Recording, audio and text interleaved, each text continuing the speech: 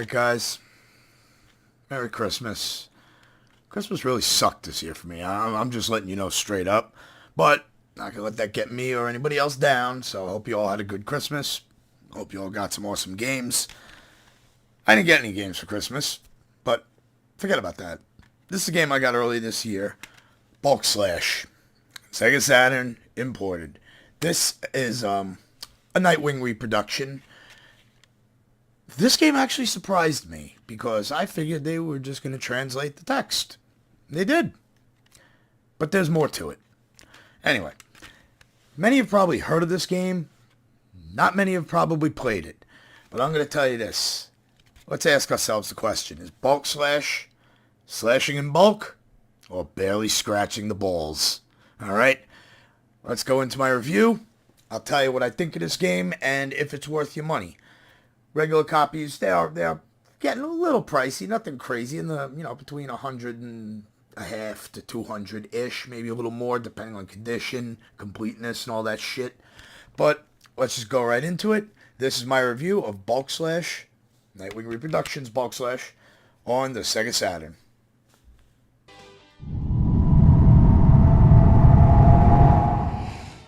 Right from the get-go, the Bulk Slash title screen is in Saturn's high-res mode, and then you're led right into the map screen where you choose your first 3 levels, and then after the first 3, you get to pick 4, 5, 6, and 7. You can play them in any order. What I want to show you, and what I want to really highlight, is the gorgeous 3D environments, the very well-done textures, the bright, vibrant color palette, and the odd little choice to make your character a pre-rendered sprite. Now, starting with your player character, you'll notice, even for sprite work, it is very well animated. The transition between being on foot and turning into a flying craft is seamless. It animates very well, the way it swings its sword. Even just the side strafing and the general movement. Your character, overall, looks really crisp, very cool, and an odd choice to decide to go with pre-rendered, but you know what? It fucking works. I'd also like to talk about the different environments. Across the 8 stages that you're going to be fighting through, you got the city. This is the nighttime city, which is really the first stage, but right before the boss phase. You got your snowy field. You got your desert-like area. You got outer space. You got underground military / armed force bases. Call it whatever the fuck you want. It's got a good variety. Nothing totally original, but the style that all these different environments are crafted with, the color usage, I think, personally, that each level has a standout color. Example, this stage has the hue of the sunset as its main color theme. It's actually very, very well done, and I'd say that literally the artists painstakingly wanted to give each level a color to associate with it. Call me crazy. Now we also have to look at the enemy craft, the enemy ships, the enemy gun emplacements, gun batteries, whatever the hell you want to call them. Every enemy in this game, pretty well done. Considering the Saturn's 3D capabilities were, at the time, questionable. I'll tell you, this game is a highlight showpiece for the 3D environment, the 3D character models, the 3D map, which, yes, it's a small touch. The transparencies. This game's got plenty of transparencies, and you'll see them right there in space as you're trying to grab these bombs to fucking drop them off at the other points on this big ship and blow it up and whatnot.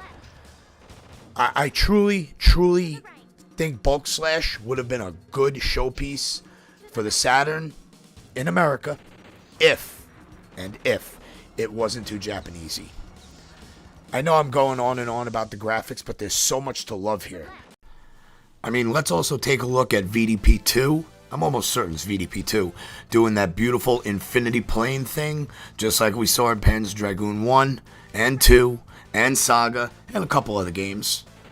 And I'll reiterate, transparencies.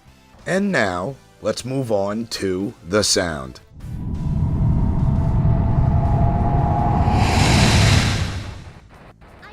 As with any great action game, you need to have a great soundtrack. And I will say, Bulk Slash has a couple of bangers. I'm going to play a few samples in a second, but before I do, I wanted to also make note that Nightwing Reproductions, not only did they translate the text, which was all I really thought that was being done to this game, they fucking translated all the spoken dialogue from your navigators to the anime cinematics for the endings. But aside from that, okay, you guys want to laugh? Take a listen to this. To the left.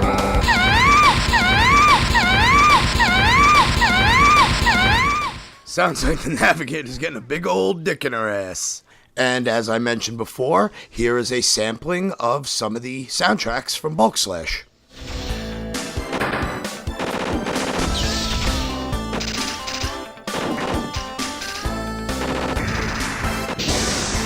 Straight ahead.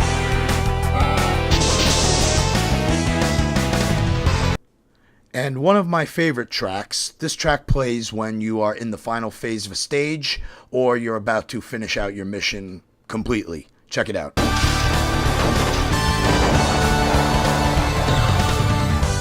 Straight ahead. Straight ahead.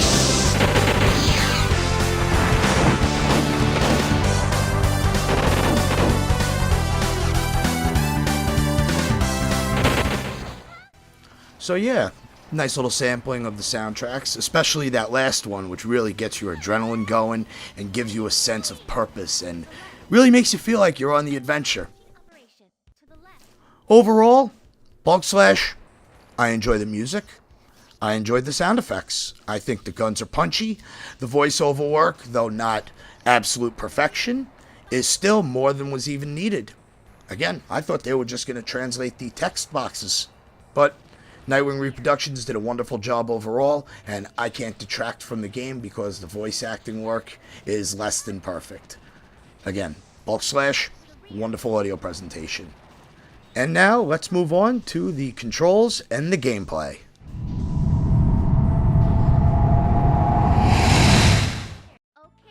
So what is there to say about the controls for Bulk Slash? It's a very simple, easy to pick up control scheme. The L button and the R button strafe when you're on foot. The A button transforms you into flying mode and then back to your regular walking setup.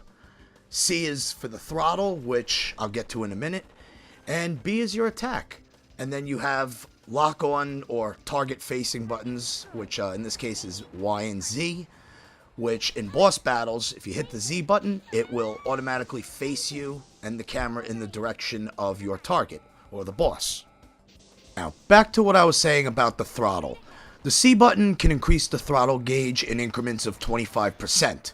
However, if you feel that you just can't find the speed that you're looking to get to, you can hold the button and it'll go up gradually, whereas you may have to, a little trial and error to get it around the area where you want it. Worst case scenario, just keep cycling through until you get the speed you want. Simple as that. Target acquired. Remaining 4 targets. Regarding your weapons, if you look on the left, you'll see where it says fire. That's a charge gauge. The charge gauge will automatically power up your weapon when you in between firing intervals. So when you stop firing, the gauge will charge up, and with your regular weapon, you'll get, if you're in fight mode, you'll get a homing set of homing missiles, or if you're on foot, you'll get like a bomb that gets chucked. It's pretty much a risk reward. Do you wait and get a more powerful attack, or do you just keep firing your machine guns and be done with it? There are 3 weapon pickups. You got napalm, which I believe is the flamethrower. You have a plasma, I guess I'd call it a plasma rifle, plasma cannon, and you get one other weapon. I forgot the name of it, but realistically, they're good for use against bosses. The game is pretty liberal with the weapon pickups, so you'll find them pretty much anywhere. It's not like you get to choose between them, but one will overlap the other. Your sword, That is automatic. Once you get in close to an enemy, you know, face to face, mano-y-mano, fucking right up in his grill, you will automatically, instead of firing your weapons, you'll automatically slash your plasma sword. It's a very powerful attack. However, again, risk-reward. You do run the risk of getting your health gauge drained. Because some of the enemies, especially on the harder difficulties, they will drop your health like fucking no tomorrow. Again, this game plays a big risk versus reward. And depending on how you play, what your style is, you may be doing hit and run attacks from your flying form. You may be doing you may be strafe dueling on foot. Again, it's your personal preference. And I believe that Bulk Slash does a good job in letting the player choose their type of style.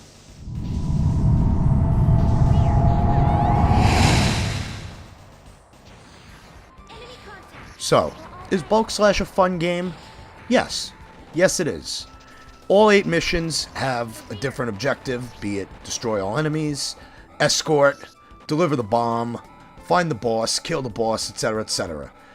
For the short runtime, I'd say the game is definitely worth it.